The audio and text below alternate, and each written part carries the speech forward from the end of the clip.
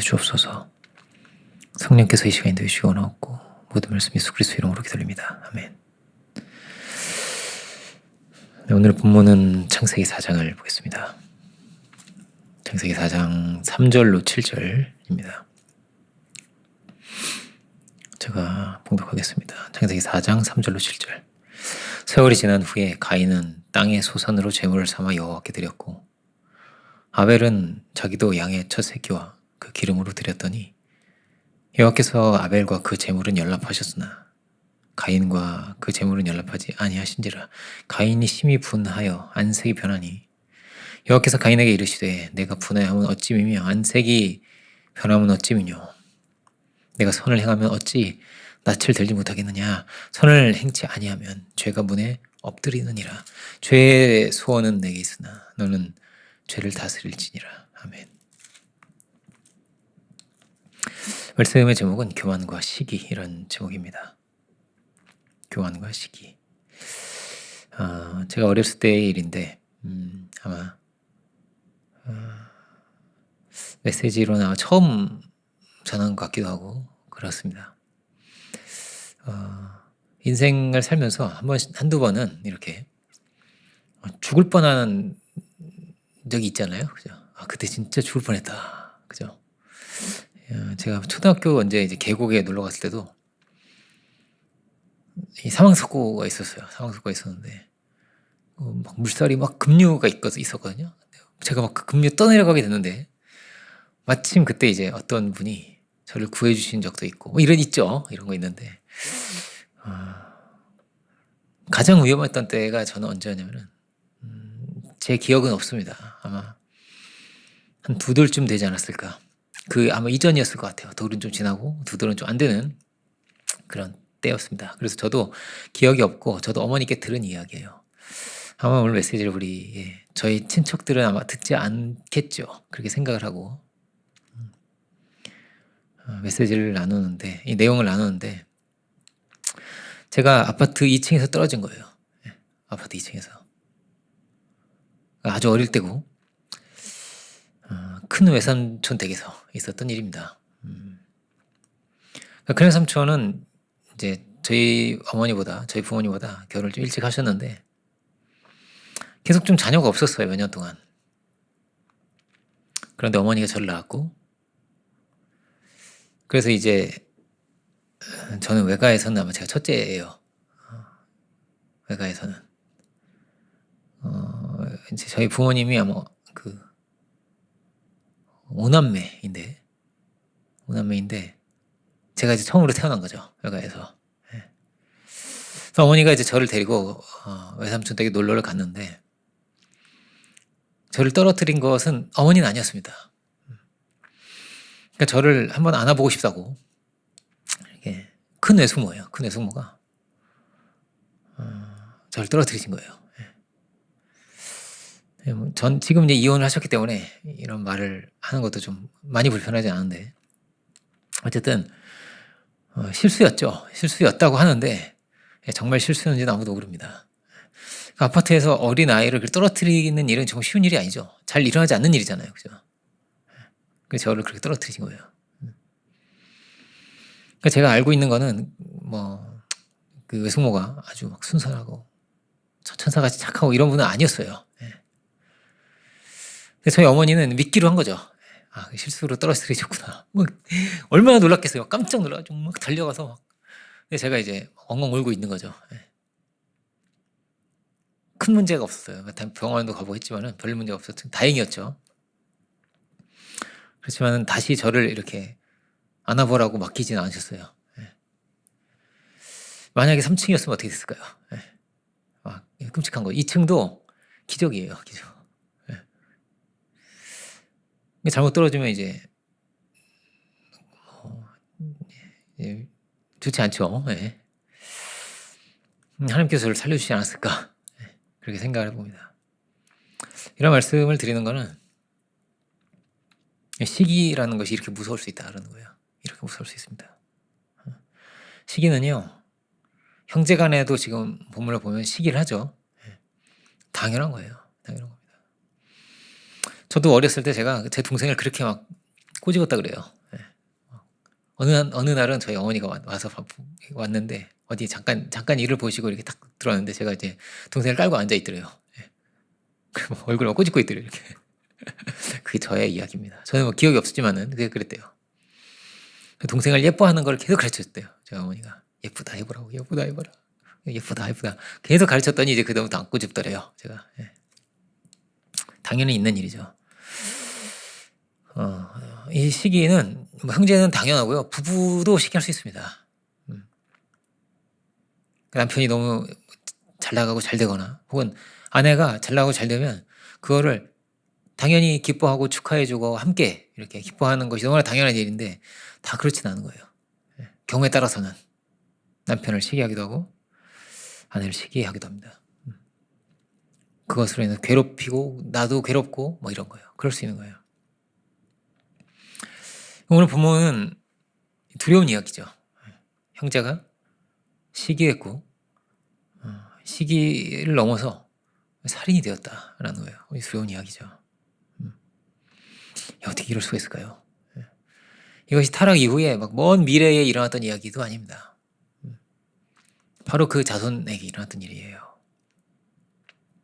다르게 말하면 이 시기, 교만과 시기라는 것은 아주 우리 안에 들어와 있는 근본적이고 원초적인 그런 죄라고 할 수가 있습니다. 아주 뿌리 깊은 거죠. 사탄은 왜 인류를, 왜 아담을 죽이려고 했을까요? 주님 뭐라고 말씀하시냐면 그는 처음부터 살인한 자다 이렇게도 표현하셨습니다. 천사도 사람도 다 하나님이 지으신 피조물인데 이 사랑의 세계 속에서 서로 다 같이 사랑하고 위해주고 높여주고 섬겨주고 그러지 못한 것 같아요.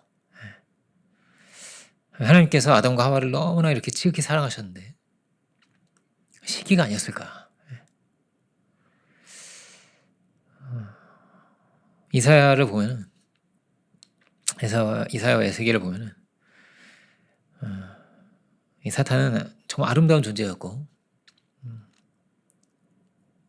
그렇지만은 그는 이렇게 말합니다. 내가 높아지리라 이렇게 말합니다. 내가 높아지리라. 내가 높아지되 하나님보다도 높아지리라 이런 거예요. 높아지는 것은 늘 시기를 부르는 것이다 이렇게 볼 수가 있습니다. 그러니까 내가 높아지려면 어떤 대상이 필요하거든요. 누구보다 높아지리라. 누구를 나의 아래에 두리라. 그래 내가 그보다 높은 거잖아요. 그보다. 그죠? 그러면 그가 잘 되면 안 되는 거예요. 그가 최고가 되면 안 되는 거예요. 내가 최고가 되어야 하는 거예요. 복음 안에서 겸손하게 섬길 수 있다면 서로를 높여줄 수 있다면 이렇게 시기할 필요가 없을 텐데 근데 내가 높아지려고 하면 내가 스스로 높아지려고 하면요 높여주는 게 아니라 스스로 높아지려고 하면요 그러면 내가 중심이 되고 그럼 이렇게 시기하게 되고 상대방을 무너뜨리려고 하게 되고 그렇게 되는 거예요. 이게 역사 안에서 계속 반복되어 온 이야기이고 이게 또한 성경의 이야기입니다. 에서도 야곱을 죽이려고 했고 요셉도 죽을 뻔했죠. 죽을 뻔한 거예요. 정말 다행히 안 죽이고 판 거예요. 죽이진 말자 이러면서 이렇게 판 거잖아요. 그죠? 사울과 다윗의 이야기도 마찬가지고요. 다윗을 그렇게 어떻게든 죽이려고 하죠. 자기 통치나 잘하지. 다윗을 그렇게 쫓아다니는 계속 그거 찾느라고 모든 시간과 에너지를 국력을 낭비하는 거죠. 그죠? 예수님 시대도 마찬가지죠. 예수님을 어떻게든 죽이려고 했던 거예요. 그 존재 자체가 너무 힘든 거예요. 그 존재 자체가. 그가 있다는 것만으로도 다윗이 있다는 것만으로도 야곱이 있다는 것만으로도 예수님이 계신 것만으로도 그냥 그렇게 그 존재 자체가 너무나 고통스럽고 힘들고 싫은 거예요. 그 사람 안에는 뭐가 있냐 이러한 죄성이 들어있다는 거예요. 교만과 시기 이런 악마 같은 것이 들어있다.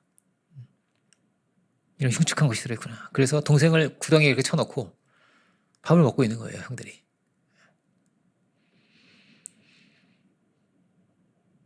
이렇게 죽이려고 하면서도 에서 그렇죠. 에서가 야곱을 죽이려고 하는데 그 안에 뭐가 있는 거예요? 마땅한 게 있는 거예요. 예. 내가 그를 죽이리라 이런 게 자기는 정당한 거예요. 예. 이게 얼마나 두려운 것입니까? 그런데 이 죄라는 것은 늘 어떠냐면요. 고통스러운 것입니다. 내가 고통스럽고 그도 고통스러우며 죄를 지은 이후에도 고통스럽습니다. 요셉의 형들이 요셉을 팔고 나서 어떻죠? 평생을 괴로워합니다. 그때 우리가 동생을 팔아서 이렇게 지금 벌을 받는 거라고 하죠. 유다도 예수님을 팔고 나서 너무나 고통스러워하죠. 그리고 자기로 한 거예요. 이렇게 후회할 것을 왜 그랬을까? 그러지 않아야 했을 텐데. 가인도 그렇죠. 죽이고 나서 막 이렇게 당당하지 않죠. 행복하게 살고 이런 게 아니죠. 너무 고통스러워하는 거예요. 이 죄가 마성이에요. 마성.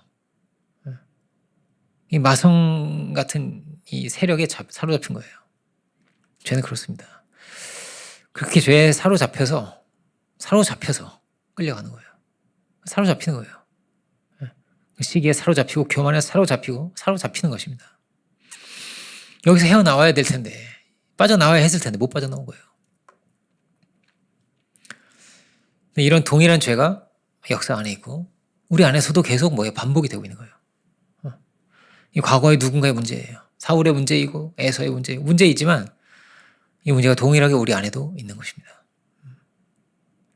어떤 이는 거짓됨이 있겠고 어떤 이는 음란할 것이고 어떤 이는 혈기가 많을 거예요. 어떤 이는 아주 게으를 거예요.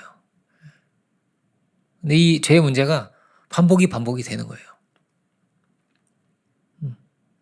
미움을 반복하고 반복이니까 다 그런 거 아니냐. 그럼 우리가 사로잡혀도 되는 걸까요? 죄를 지어도 되는 겁니까? 다 죄를 지으니까요. 그렇지 않죠.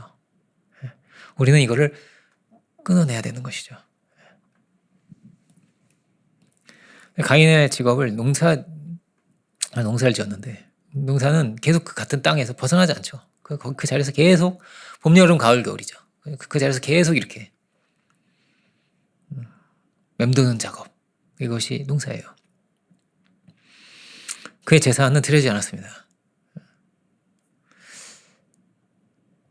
근데 우리 안에도 어떤 모습이 있을까? 가인 같은 모습. 얼마든지 있을 수 있고요. 그것을 벗어나야 할 텐데 벗어나지 못한다면 우리도 가인처럼 될 수 있는 거예요. 얼마든지 그렇습니다. 어떻게 변화될 수 있을까? 주님은 이 땅에 오셔서 이 가인 같은 세계에 오신 거예요. 가인의 세계에 오신 거죠. 죄 많은 세계에 오신 거예요. 제사장조차 다 예수님 죽이려고 하는데요. 이 땅에 오셔서 주님은 진리를 드러내셨어요. 죄가 분명히 드러난 겁니다. 이게 죄구나. 예수님 오시기 전에는 정확하지 않아요. 분명하지 않습니다. 주님 오시자 분명히 드러났습니다. 죄구나가 드러났어요. 우리 안에 있는 죄성이 우리 안에 있는 못된 것이 폭로되고 드러납니다. 이것이 매우 중요하죠. 그렇게 죄가 드러나고 죄가 죄로 분명해지고 또 그렇게 우리가 부정이 되는 거예요. 우리 십자가 안에서 부정되고 십자가 안에서 다시 사는 것입니다. 죽고 다시 사는 거예요. 그렇게 죄가 죄로 드러나고 죄를 못 받고 그리고 죄에서 우리가 빠져나올 수 있는 것이죠. 사도 바울 안에 깊은 감사가 있는 것은 나 같은 죄인을 살리셨구나라는 거예요. 죄에 대한 깊은 이해가 먼저 있는 것입니다. 성화의 길도 마찬가지죠. 죄를 깊이 아는 것이 매우 중요한 것입니다. 우리가 하나님께 나아가자면 이 죄인이 어떻게 하나님께 나아갈 수 있을까요? 그게 십자가라는 거예요. 유대인들은 늘 희생의 제물을 드렸는데 피 흘림이 늘 있었습니다. 죄인이기 때문에 이 희생을 통해서 이 죽음을 통해서 내가 하나님께 나아간다는 거예요. 그 제사를 드린다는 것 자체가 뭐예요? 자기 부정이에요. 난 스스로 갈 수 없다는 것을 늘 인정하는 것에서 시작을 하는 것입니다. 이 희생으로 내가 간다. 이 희생으로만 내가 된다. 이게 비참한 게 아니고요. 그 안에 뭐가 있는 거예요? 하나님의 놀라운 은혜가 있는 거예요. 자존심이 살 일입니까? 이럼에도 불구하고 우리를 받아주신 그 은혜가 감사한 거예요. 그러므로 주님께 나아가는 첫 단추는 뭐예요? 그건 회개예요. 회개. 죄에서 돌이키는 것입니다. 죄를 인정하고 죄에서 돌이키는 것입니다. 자기를 부정하는 거예요. 그렇지만 가인은 자기를 부정하지 못했습니다. 회개를 하지 못했습니다. 자기를 정당화했습니다.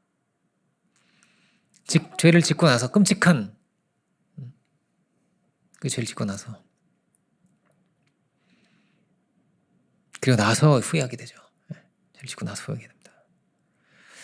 우리는 늘 십자가를 바라봐야죠. 그죠? 죽을 우리임을 기억하고. 가인의 또 다른 문제가 있습니다. 그건 뭐냐면 하나님의 사랑을 믿지 못한 거예요. 하나님의 사랑을 믿지 못했습니다. 죄를 죄로 분명히 인식하지 못했고, 먼저는 이것과 싸워서 이걸 이기지 못하고 여기서 빠져나오지 못했어요. 그리고 두 번째는 뭐냐면 하나님의 사랑을 믿지 못한 것입니다. 분명히 나에게 주실 은혜가 있는데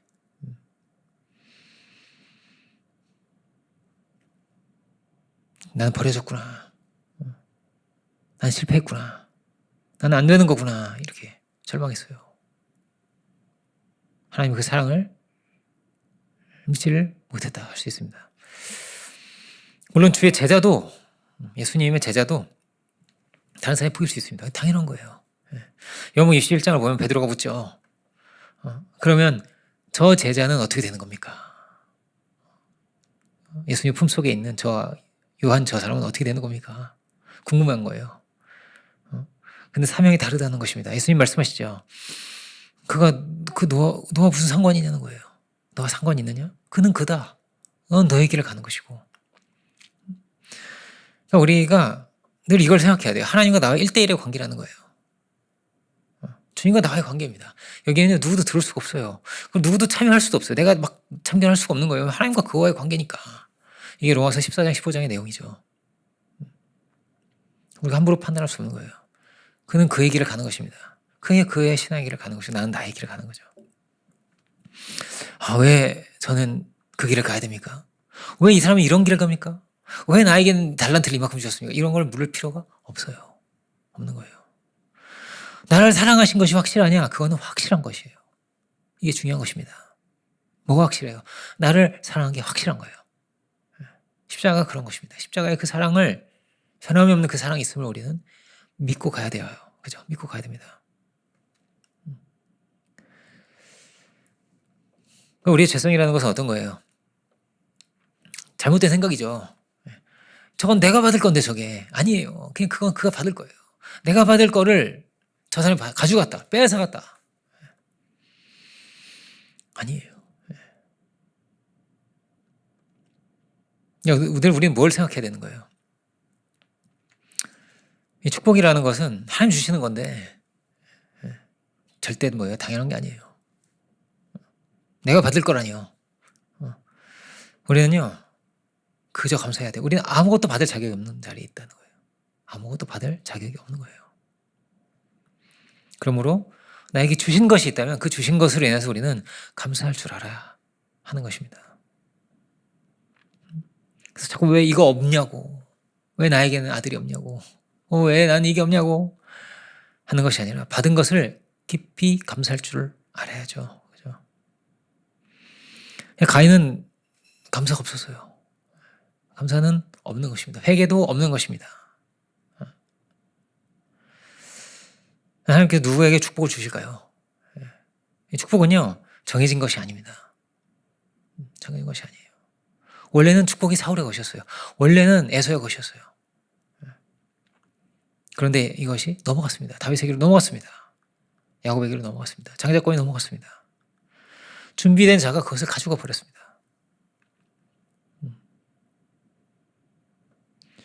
유대인에게 주실 축복이 이방인에게 넘어갔듯이 그렇게 넘어갔습니다. 얼마든지 움직이는 거죠. 넘어가는 거예요. 나중된 자가 먼저 되는 것입니다. 그 축복을 누가 받느냐? 죄에서 돌이킬 수 있는 자, 나의 죄를 알고 죄에서 돌이킬 수 있는 자, 회개할 수 있는 자, 감사할 수 있는 자, 자기를 부정할 수 있는 자, 그가 축복을 받을 것입니다. 하나님께서 축복을 안 주시고 싶지 않겠죠. 다 주시고 싶으실 거예요. 너한테 이것도 주고 싶고 내가 이것도 주고 싶고 이것도 다 내가 너에게 주고 싶구나. 그런데 주실 수 없는 세계가 있는 거예요. 축복을 빌어줄 수가 없을 수 있는 거예요. 이걸 주면 이게 우상이 될 텐데 그럼 못 주시죠. 시기하고 정죄하고 탓하고 원망하고 어떻게 줘요? 줄 수가 없어요. 빌을 수 있는 사람이 있을 거예요. 그럼 그에게 주실 거예요. 하나님께서. 너는 이런 복된 자가 되어라. 이게 발복입니다. 가난한 마음으로 감사할 줄 알고 순종할 줄 알고 온유한 마음으로 순종할 줄 알고 정말 우리가 갈급하고 목말라 할 것이 무엇인지를 알고 그렇죠. 이것으로 인해서 주시는 축복으로 인해서 교만해지지 않을 자에게 주시겠죠. 감사할 줄 아는 자에게 주시겠죠. 왜 이제야 주셨어요? 왜 이것밖에 안 주세요? 주실 수가 없겠죠. 하나님께서. 우리가 이 땅에서 받는 축복은 다 다릅니다. 달란트도 다 다릅니다. 제가 그 2층에서 안 떨어졌다면 어땠을까요? 머리가 좀 더 좋을 수도? 그렇게 생각하면 안 되겠죠. 달란트는 다 다른 거예요. 중요한 것은 내가 받은 게 있잖아요. 내가 받은 게 있는 거예요. 이게 너무나 감사한 거예요. 다른 사람 볼 필요가 있어요? 없어요. 하나님이 나를 사랑하셨는데요. 나에게 주신 특별한 그 은혜가 있는데요. 꼭 그걸 가져야 되고 꼭 그 자리에 있어야 되고 그런 게 아니에요. 그러면 그것을 따라서 흔들리는 사람이라면 그에게 그것을 타고 악신이 그것을 타고 들어갑니다. 얼마나 무서워요. 그죠?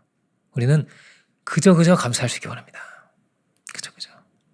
주의 십자가를 바라보며 우리를 향하신 그 사랑의 확증을 바라보며 그저 감사할 수 있기 원해요. 우리 안에 있는 죄성을 이기고 넘어가기 원합니다. 우리는요 다 연약합니다. 이 죄성이란 것은 저절로 이길 수 있는 세계가 아니에요. 그냥 가만히 있었더니 내가 승리가 됐네 이렇지 않고요. 자꾸 어때요? 자꾸 감사해야 돼요. 죄와 싸워야 돼요. 죄에서 벗어나려고 해야 됩니다. 우리에게 정말 감사한 것은 뭐라고요? 주님이 오셔서 우리에게 죄를 분명히 보여주셨어요. 말씀이 분명하고 죄가 분명하고 기도할 수 있고 구할 수 있고 말씀이 있고 하늘의 문이 열려있기 때문에 우리는 싸워서 이길 수도 있는 거예요. 이게 다른 거예요. 우리는 다 죄가 있고 죄에 사로잡히고 그렇지만 우리는 죄를 알고 적을 알고 그죠? 벗어나고 빠져나올 수 있는 길이 우리에게는 있는 것입니다. 우리가 간절히 기도해야 돼요. 주님 제가 이기게 하소서 빠져나오게 하소서 새 길을 주님 열어주셨는데 그 길로 내가 가게 하소서. 이 역사 속에서 계속 반복이 되는 거라니까요. 그 중에 나도 있는 거예요. 계속 여기에 섞여서 가는 것이 아니라 나로부터 새로운 길을 우리는 열어가는 거예요. 아브라함처럼. 간절히 기도해서 이전의 역사를 반복하는 것이 아니라 새 사람을 입어서 새 길로 믿음으로 승리 있기로 할 수 있는 우리들이 될 수 있기 원합니다. 기도하겠습니다. 은혜로우신 주님 감사드립니다. 참으로 우리 안에 있는 이 깊은 죄성에 대해서 우리가 함께 보고 있습니다. 오 주님 우리가 참으로 주님 안에서 우리에게 새 길을 열어주신 생명을 주신 그 은혜 가운데서 오 주여 우리가 믿음의 선한 싸움을 싸워 이길 수 있는 저희들이 될 수 있기를 이 시간 간절히 바라고 합니다. 우리의 힘으로 우리의 능으로 우리의 지혜로 오 주여 이길 수가 없습니다. 주여 하늘의 문을 활짝 열어주셔서 성령의 은혜로 저희 가운데 넘치게 더하여 주시고 이 싸움을 싸워 이길 수 있는 저희들이 오 주여 다 되게 하여 주옵소서. 주의 능력으로 우리를 붙들어 주시며 우리 마음을 충만케 하시고 깨끗게 더하여 주시고 오 주여 새롭게 하여 주옵소서. 그 어떤 것이 아니라 주님 참으로 바라보게 하시고 그 은혜와 능력 가운데서 주님과 동행할 수 있는 저희들이 되게 하여 주옵소서. 큰 신을 감사드립니다. 모든 영광을 주님께 올려드리기 원합니다. 모든 말씀 예수 그리스도 이름으로 기도드립니다. 아멘.